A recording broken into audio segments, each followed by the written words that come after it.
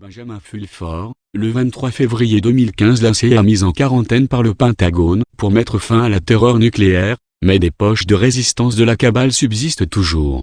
L'année lunaire du cheval s'est terminée la semaine dernière sur un point d'orgue avec l'initiative sans précédent de la part du Pentagone de mettre en quarantaine le siège de la CIA à Langley en Virginie.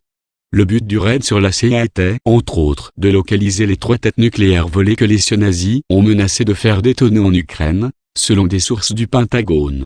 En outre, l'arme nucléaire en route pour Stalingrad, maintenant Volgograd, a été interceptée par les Russes, selon les sources. Il s'est également produit une explosion près d'un aéroport proche du siège de la CIA en Virginie occidentale la semaine dernière. Les médias privés américains décrivent l'explosion comme le résultat du déraillement d'un train, mais des résidents de la région ont affirmé que cela ressemblait à une explosion nucléaire. Vous pouvez voir des images sur le lien suivant. Nous ne pouvons que faire l'hypothèse que quelqu'un qui a essayé d'échapper au raid sur la CIA a connu une mort ardente. Le raid sur la CIA a suivi de près la prestation de serment d'Ashton Carter comme nouveau secrétaire à la défense des États-Unis.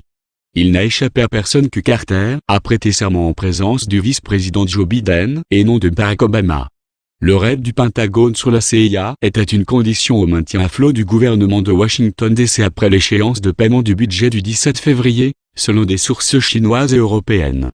Le blocus des activités portuaires de la côte ouest a maintenant pris fin en réaction à l'initiative du Pentagone contre la faction terroriste Bush/nazi de la CIA, selon les sources.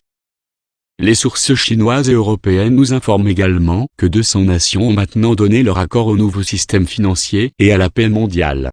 Les Allemands et les Français ainsi que leurs alliés ont rejoint l'alliance BRIC, selon des sources de ces 2 pays. Les Grecs et les Allemands ont temporairement remis à plus tard leur conflit sur la dette grecque résiduelle en attendant une visite au Japon de la chancelière allemande Angela Merkel pour début mars. Elle y est attendue en même temps que Michelle Obama. Selon les sources européennes et chinoises, l'obstacle à la paix et à la prospérité mondiale se trouve maintenant dans le pouvoir sionazi de la côte est américaine, ainsi que dans des rangs basés à Londres et au Vatican. L'opposition à la paix mondiale en Italie vient de l'ancien réseau gladieux composé des mafieux de l'Ndrangheta en coopération avec la branche italienne sionazi/État islamique, ISIS, selon des sources de la loge maçonnique italienne P2 et du MI5.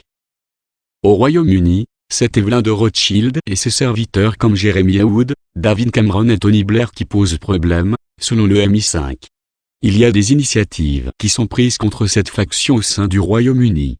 Sir Malcolm Rivkind, membre du Parlement, ancien secrétaire d'État aux Affaires étrangères au Foreign Office, président du comité de la défense et de la sécurité de la Chambre des communes, un comité extrêmement influent supervisant les services secrets, a été pris en flagrant délit, lors d'un coup monté par le Daily Telegraph *, en train de vendre ses services pour de l'argent. Rivkin fait partie de la faction sionazi du Royaume-Uni qui n'a cessé de promouvoir la guerre contre la Russie. * Le Daily Telegraph est un quotidien proche des services secrets, NDT. Aux États-Unis, le département de la sécurité intérieure, Homeland Security, contrôlé par les sionazis, sera incapable de se financer après le mois de février. Donc, il a menacé de faire organiser des attaques terroristes dans des grands centres commerciaux américains et canadiens, par des terroristes somaliens cette fois. Cette opération a été conçue par l'ancien Premier ministre britannique Tony Blair, selon des sources du MI5.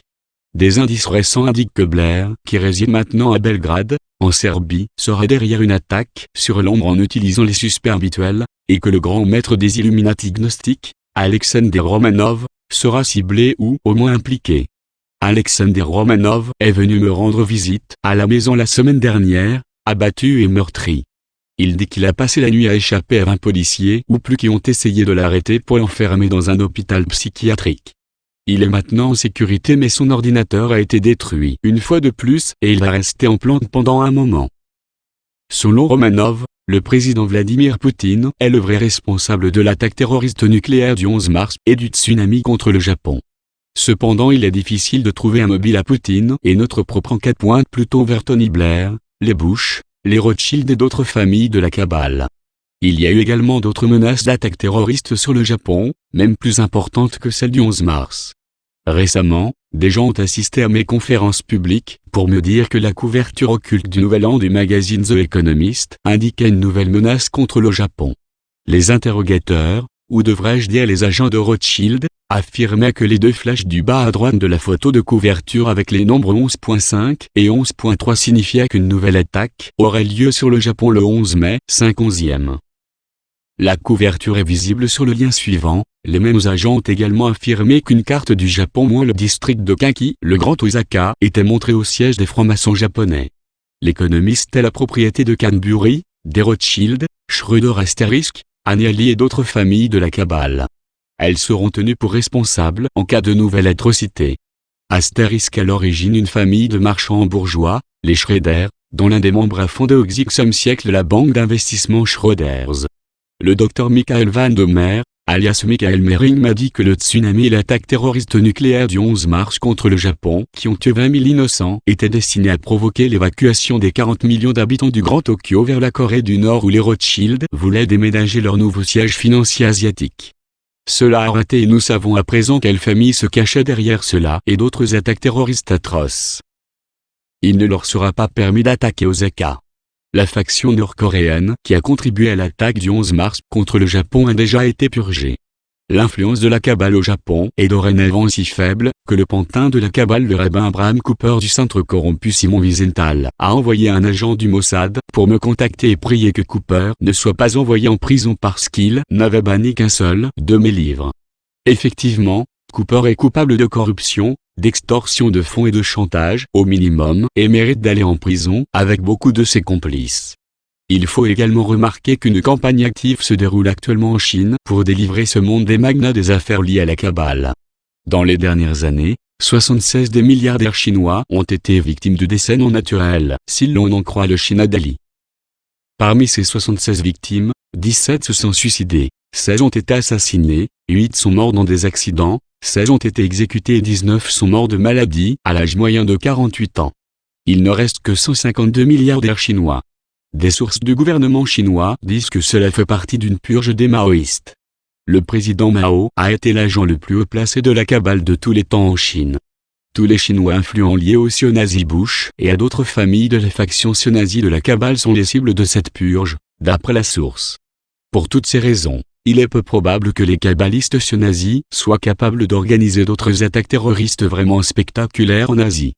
À la place, ils en sont réduits à proférer des menaces contre des centres commerciaux occidentaux en utilisant le groupe terroriste Al-Shabaab, qui a organisé la récente attaque contre le centre commercial Westfield à Nairobi au Kenya. Le centre commercial Westfield était la propriété de Frank Lovey, un juif australien qui était un proche associé de Larry Silverstein et rendu célèbre par l'affaire immobilière du World Trade Center le 11 septembre. Silverstein et Lovey ont gagné une fortune dans l'assurance terroriste suite à l'effondrement des tours le 11 septembre et à l'incident du Westfield.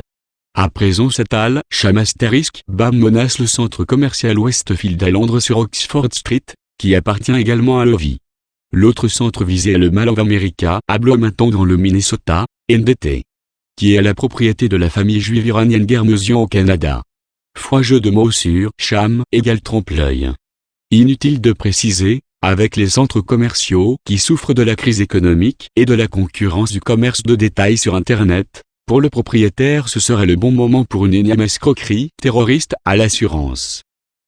Et bien sûr de nouvelles attaques terroristes seraient une bonne excuse pour continuer à financer le département sionazi de la sécurité intérieure.